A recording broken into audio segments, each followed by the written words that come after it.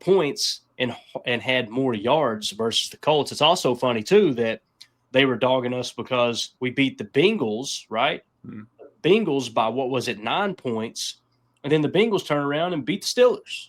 It was one of the darlings of the league. Funny how that works, right, Emilio? Oh, I had no idea. I had no idea. I'm just glad that that I'm a Packers fan, right? But that 4-4, I was thinking about that yesterday or whatever. It's like, dude, how are you getting mad? Because all I hear from Ross Tucker, all these other guys ranking is like, hey, Colts are pretty legit. I mean, they're putting up 30, 40 a game. They're doing it different ways. They're getting the tight end involved. They're using the backs. The O-line, he's got a clean pocket. DJ was talking about how Danny Dimes is just standing there with nothing around him. He's able to just spin the thing. So I would say that I'm happy with that being that one-loss team. Or is it like the Detroit fan was saying, Clay, was it 1.5, right? They're trying to get us on now because yeah. Absolutely hilarious, man. Yeah, so if you guys are wondering, we'll get to it here in a second. Actually, let me go to that first since you brought that up, Emilio. So yeah, I've been just I'm kind of trolling. I ain't gonna lie, man. I keep I seen it upset a lot of people when I tweeted it, so I said let's fire away every time it happens, right? So I said the Packers are now one of 2 teams with only 1 loss. So the scribbles get me. Hey man, this is high quality stuff over here at PTA. You know how we roll. So obviously, the Steelers were a 1-loss team. They got beat now, so they have 2 losses. The Buccaneers lose to the Lions last night on Monday Night Football, so now they're 2 losses. So now it's just the Colts and the Packers. And yeah, you're right, Emilio. We got a Lions fans coming in and go, it's actually 1.5 losses. What the hell? What are you smoking? What is a half a loss? Yeah. What pen are you dapping on, bro? Because I don't see any of that in the column next to the teams. I don't see the half anywhere. So it's just funny how. No, and about those 1-loss teams, we beat both the teams that made those teams lose their 1 loss, right? We beat Cincy, we beat the Lions. Different times of the year, yeah, but it's a week-to-week league. That's all that mattered in that week was that we beat. I mean, yeah, the Lions looked fast last night. I mean, I was watching a little bit of it. They looked, quick, fast. They played well. Defense was hungry, all that. But hey, we got to win against them. We got 1 more. If we split it, fine. But I'm happy with it, and we beat both those teams. So let's keep it rolling. Hey, Tim, I think this is a hell of a feat here, man. I mean, when you're one of only 2 teams that has 1 loss and you're going into what is this going to be week 8 or week 7? Week 8. Week 8. Right? Yeah. So you're closing in on the halfway point of the season, right? We got 2 more games in the second half of the season. So, I mean, yeah, we're almost halfway through the schedule, boys. Sooner or later, people got to recognize the Packers are the real deal. And listen, it was just a short time ago. I remember like it was yesterday going into that week 1 matchup. And then knowing that you had the Commanders coming in week 2, and it was like, man, the Packers may start 0-2. Yep. I remember local Green Bay sports media talk trying to build this narrative. The last time a team made playoffs when they started 0-2, and then we come out 2-0, and it's just hush. It ain't no all of a sudden, whoa, this team's a real deal. And again, any given Sunday, anything can happen, right? It's just As Deadfish points out too, man, a couple field goals from being 6-0. Yep, that's a reality. That's a real comment right there. That's truth.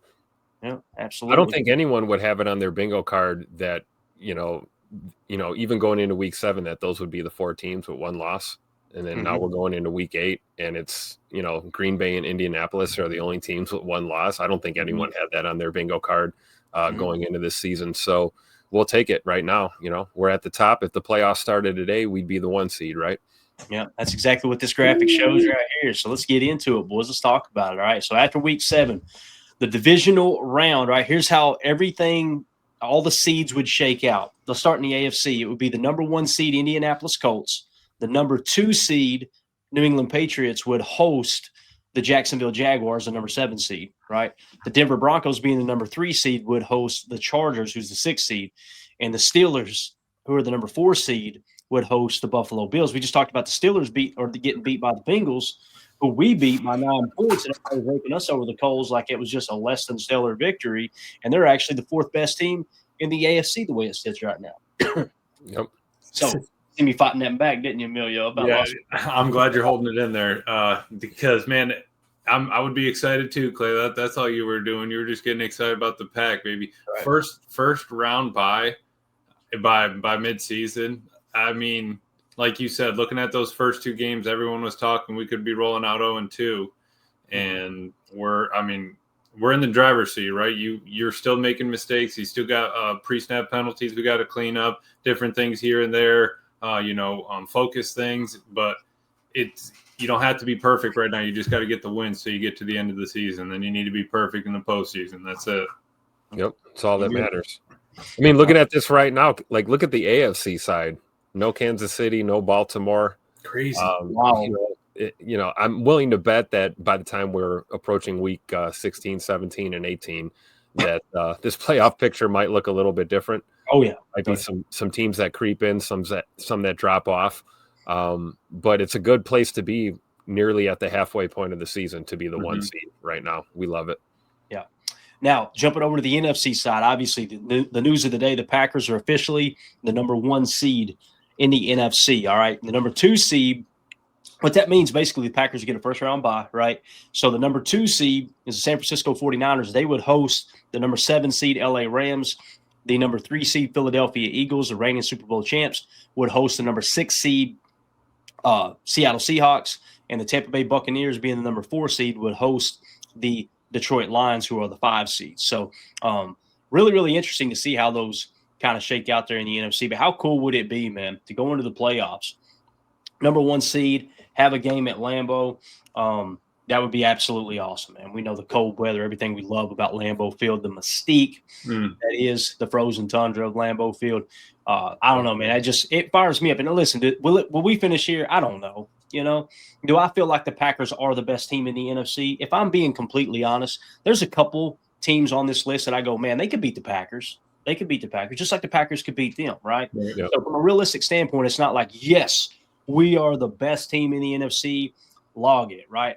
But the reality is we've been through the gauntlet a little bit those first 2 weeks, right? The Lions, what are they? They're a 5-2 team, I believe, right? So, yeah. And they just beat a team that was 4-1 in that game, so they're a 5-2 team now, right? So when you really look at it you kind of step back and look at the whole picture, the Packers have already been tested a little bit early in this year, and I think we would all agree on this panel, Packers have not played their best football yet, right?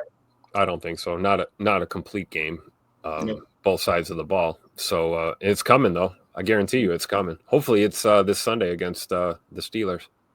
Yeah. Hardy the Prophet with the Super Chat says, number 1 seed with Toyota-thon fast approaching. Let's go, baby.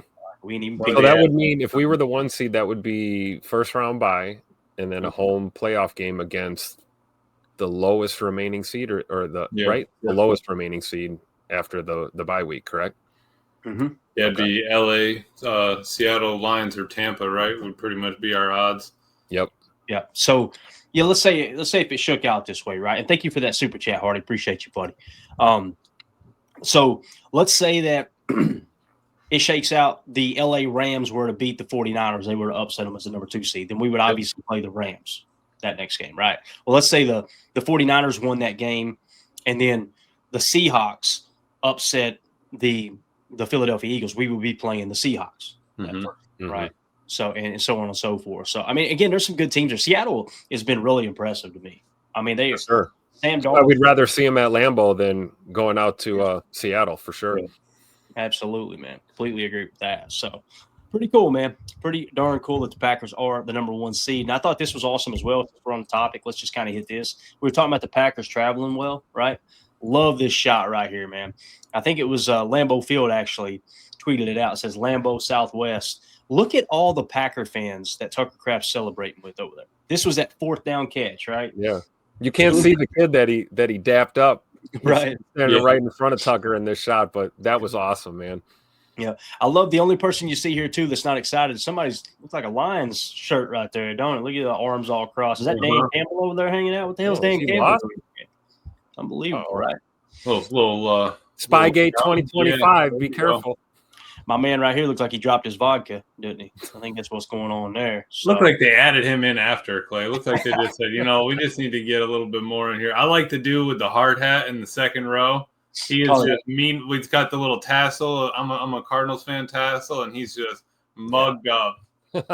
It's absolutely awesome. I mean, we get the best fans on the face of the freaking planet, dude. I absolutely love it. So something else, I thought this was kind of funny. Matt Schneidman tweeted this out. I want to hit it real quick before we move along here.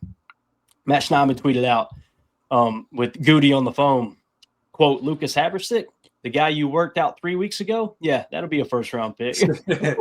So obviously he quote tweeted a guy, Ryan Dunleavy. I hope I'm saying that right. The Giants cut kicker Jude McAtimony. Yep. All right. I'm told he missed 3 PATs. He can return to practice squad without taking up a roster spot because of the international exemption, but not sure if that's the plan yet. So you got these teams having these kicker problems all across the freaking country, right? All across the league. And here we're sitting with 2 aces in the hole right now. My how the turntables, right? As Michael Scott once said. And I'm pretty sure that guy missed 2 back-to-back PATs that weren't blocked or rushed or anything. It was like the first time in history that like somebody missed 2 back-to-back ones like that and just totally shanked them. Yep. I think their Giants are going to run with Young Ho Koo. I think that's who they're going to end up having to go with as their starting kicker. On the show, Tim. What? On the show. Don't you be cussing on the show. Hey, that's his name, man. Don't be mad at me. So Pack Attack with the super chat says, guys, do we have a kicker controversy? Go Pack go. Now I want to say this. I heard this on Wildy and Tausch earlier today. And they were talking about when older players start to get like muscle strains and stuff like that, typically they don't just get better and it's not an issue again. Like once you reach a certain age, right? So McManus is 35 years old or he's going to be 35 years old, right? So how much longer is he going to kick? That's the question. Now, he's under contract for 2 more years after this season. So we got the bases covered. I'm sure there wasn't a ton of guaranteed money, so you could probably get out of it if he does have a problem, let's say after next year. But now you're faced with this issue where if Haversick continues to do what he's done, he's already done enough. If you try to cut him and put him on the practice squad, somebody's picking him up. That's happening, right? Because until he can prove that he can't kick. Probably the Giants. So now you're kind of faced with this little bit of a dilemma where it's like, you know what, man? Carry him on the active roster, you know? And then maybe at the end of the year, try to pass him off on the practice squad or something like that once everything's kind of the dust is settled. And I don't know all the ins and outs of the rules of how you could try to maneuver that to get him to keep him on the roster other than the 53. But I think it is worth it, man. I think it's worth it to keep him around because, again, if you cut him loose now, let's say McManus is good to go this week, and I don't know if he will be. Who knows? Let's say he's good to go. And you cut him loose, you cut Haversick loose, and he gets signed, and then a week and a half later, all of a sudden that becomes an issue again. We're right back to square one. Now we don't have a kicker. I think it's worth it to keep that guy because, yes, it's taken up a spot on the 53, but do we really need all 53 of those spots? I would argue we don't right now. You know, you're only dressing 48.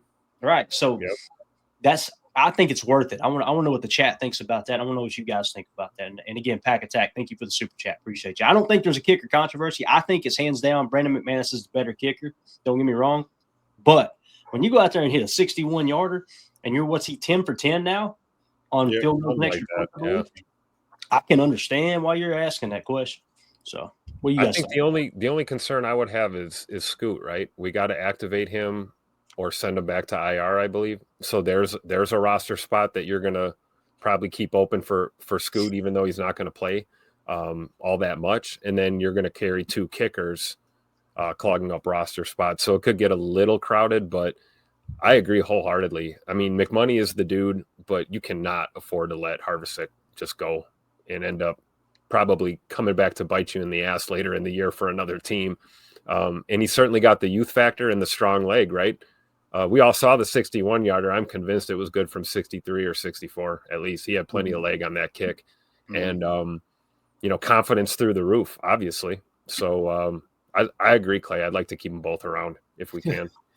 Yeah, I would keep them both as well if possible. Though I wouldn't be opposed if you get a call for a 3rd, 4th round pick, something like that. If they're desperate enough, they'll do it. I mean, you got to take your chances with that because you've already moved on from a first already. So you at some point, Goody's going to want to kind of restock the shelves there, and it'd be 2 days after, a day or two after that Pittsburgh game's that last trade deadline. So you're going to see if movement's coming. It's this week, right? So everybody's kind of open to it. But again, you got special teams guys you got to keep on there specifically for special teams. Or is it got to be on there? You got all these guys. I think it is kind of tough keep running out of a spot. But you're right. Compared to where we were 2 years ago, happy that we're having this conversation rather than the other kicker conversation. Yeah, I like what Respect Oranges says here too. What if Haversick hurts his thumb and we have to put him on IR, right? So now here's the problem with that, Respect Oranges. You put him on IR, that doesn't help next year, right? It doesn't help at the end of the year. So what we're talking about is like making that decision at the end of the year, essentially. We could keep him on the 53, right? I guess you're saying it does bridge the gap to the end of the year. I see what you're saying, right? And then try to work out some kind of contract. 4 weeks kind of thing. Yeah, and I don't know exactly how the futures would work. I think if you sign someone and they're on your roster at the end of the year and their contract expires, he may be like a restricted free agent or something, boys, because he passed waivers on everybody else. There might be some kind of rule there. Yeah, I pulled up McManus's on Spot Track, and it looks like his cap hit for 25 was 3.49. His dead cap was 5.1. But if they say potential out in 26, his cap hit is 5.3 and a dead cap of 3.3. So you would have a potential out there with save $2 million, in savings in 2026. All right, so check this out. I just checked Spot Track on Lucas Haversick. He will be an exclusive rights free agent. So Packers have exclusive rights to Haversick. If you keep playing chess, you got to keep him on the 53, right? And yeah, that's pretty wild, man. I'd be wild if we carried 2 kickers for a year and a half, wouldn't it, Tim? That would be crazy. But I mean, let's be real. Like, we love McManus, but do we see him as the future plan? Like, do we really think he's going to be kicking balls for the Packers, beyond 2 or 3 years from now? Probably not. If you can't answer that unequivocally yes, then you absolutely have to keep this kid waiting in the wings and ready to take over. At least until he proves he doesn't belong, right? Because that could happen too, right, Tim? He could miss the next 3 in a row, and we go, okay, it was just a fluke, right? That could happen too. That was a big moment though to see him, run out there right before half on the road, and make a huge kick like that. Let's see how he does if he does in fact kick this Sunday in the Steel City here, and we'll see how he does on the road in Pittsburgh, especially on that crap fest of a field that they call a playing surface in Pittsburgh. It'll be real interesting to see how the kicking game is affected. Yeah. Jarrell Lee says the trade deadline is going to be interesting, and Debfish reminds us the deadline for NFL trades is Tuesday, November the 4th, 2025 at 4 p.m. Eastern. You got a little bit of time. You got one more week to do a little finagling. Yeah, and then RE Iron. Maybe we should call up Jerry Jones again, see if he's still feeling generous. Which, by the way, if you guys heard, it sounds like he's in the market for Max Crosby now. So, didn't I tell you that they were talking about that on the Cowboys pod like 3 weeks ago? And I was like, are they really talking about bringing in another edge rusher that they just had? Wow. Wow.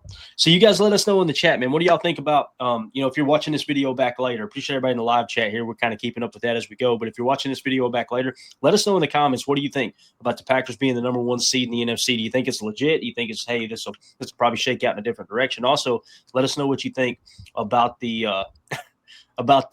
kicker situation as well. I'm sorry, that comment got me there. Clay sounds like just coming at us. All right. So let's